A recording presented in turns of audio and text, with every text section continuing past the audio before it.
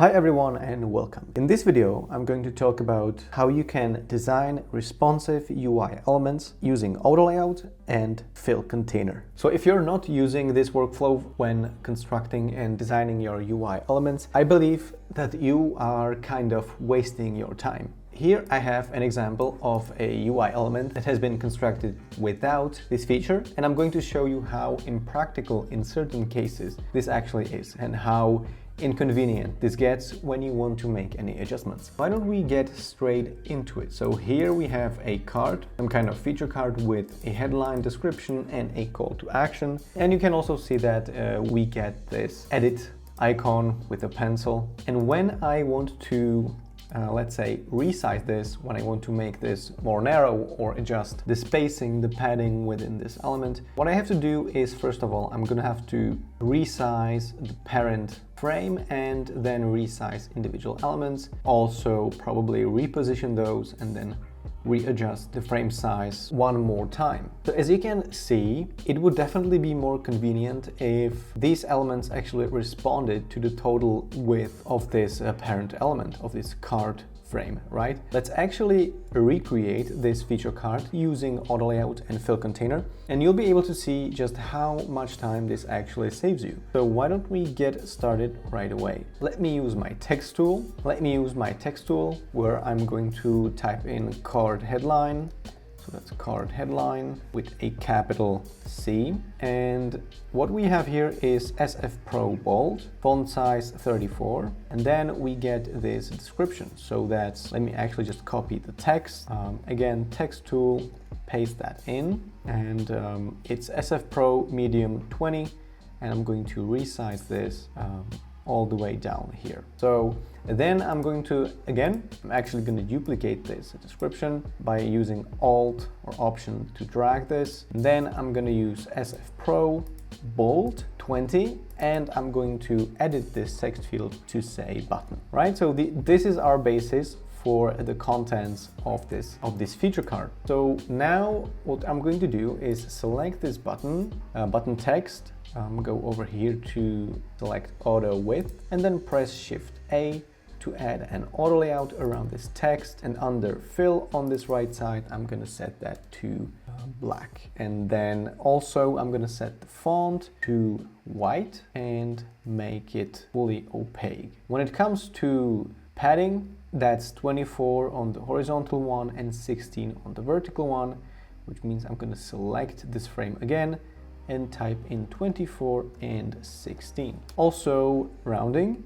very important, and that's 10 in this case. So let me just select this frame again and set 10 over here in this frame section. Right now we have the card headline, we have the card description, and we have the card button that we have created from scratch, just so that you can see how I actually arrived at this result. And now what we are going to do is recreate the icon. That's going to be a bit more complex, but essentially we have a frame. So F tool, click and drag and create one that is 144 by 144 pixels. I'm going to rename this icon and set the rounding to 72. So that it's basically a circle, right? Then the fill, well, that's gonna be black, right? And also I'm gonna add another fill, which I'm going to edit over here to be white. And then as soon as I have this new fill, I'm gonna go over here, click on this color in this square, and then go here to say radial. Then I'm just gonna move this radial gradient over here so that we create an illusion.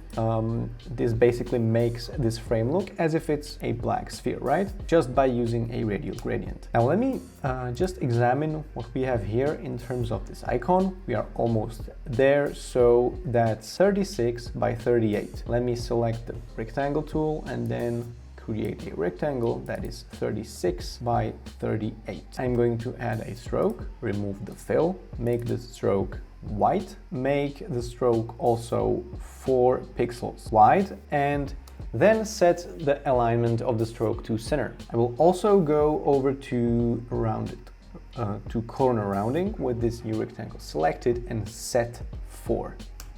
All right.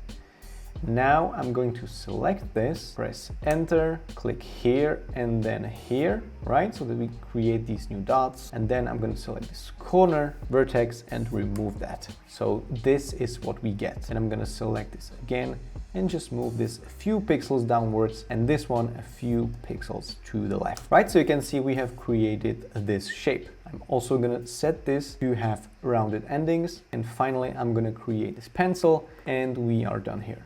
So rectangle, remove fill, add stroke, 4 pixels and white, make it a bit wider, press enter, click here to add a new vertex, then extend so that you get a pencil shape. Then I'm going to round that. It's a bit different than the original, but close enough for demo purposes, right?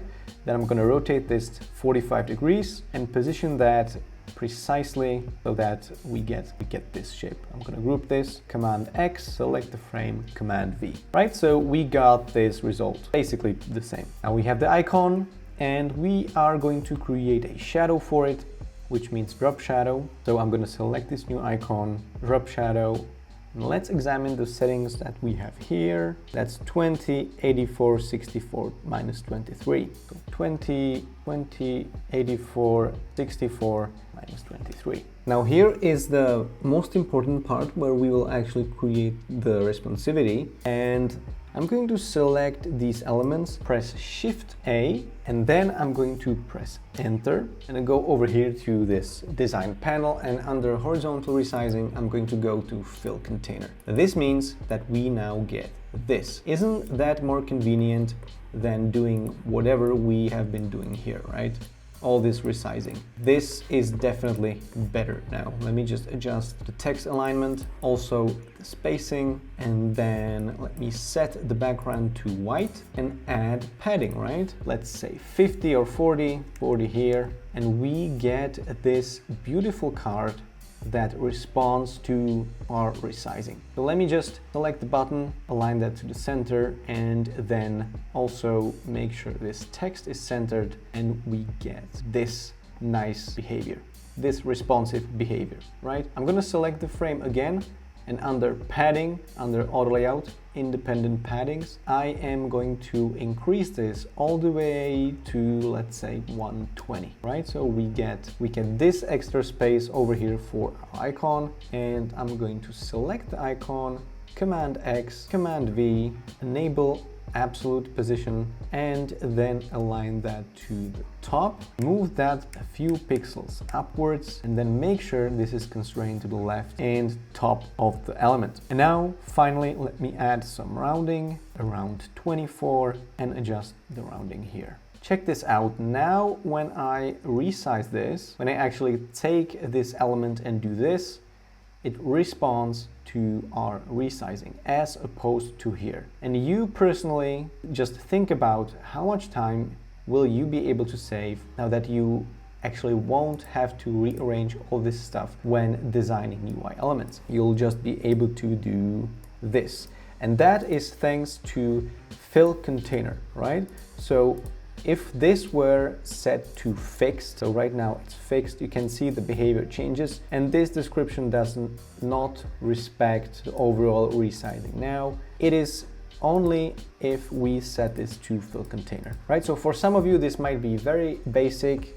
You might have already known this, but is nevertheless extremely important if you want to be designing user interfaces efficiently. And you can also change paddings, which means that you will be changing these paddings, right? You can modify these values to, for example, prepare a mobile version, right? So let's say that you will have, this will be a component. Let's say this will be a component that will have 40 on the padding. And then what you're going to do is create a variant that will be mobile. This one will be desktop. This one will be mobile, and you're gonna decrease the padding to 20 with the padding on top as well. And you're going to also resize this icon to be positioned right here. Let me just, and now you have a component. Let me show you. You have a component where you can switch between desktop and mobile. And so whichever width you choose for your element, it's going to work perfectly, right? So you can switch between desktop and mobile. Of course, this means that you can now have way longer descriptions. Let me do this. You can see how it nicely resizes all of that. Or you could have multiple buttons, right? But I'd have to modify that on the component level. You now get multiple buttons. I think that 2 is enough. Let's say one of these is going to have a stroke.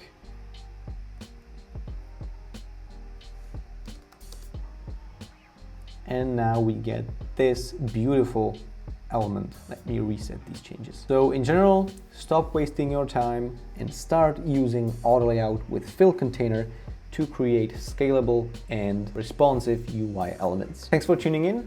Leave a like if this video helped you, and I will see you in the next one.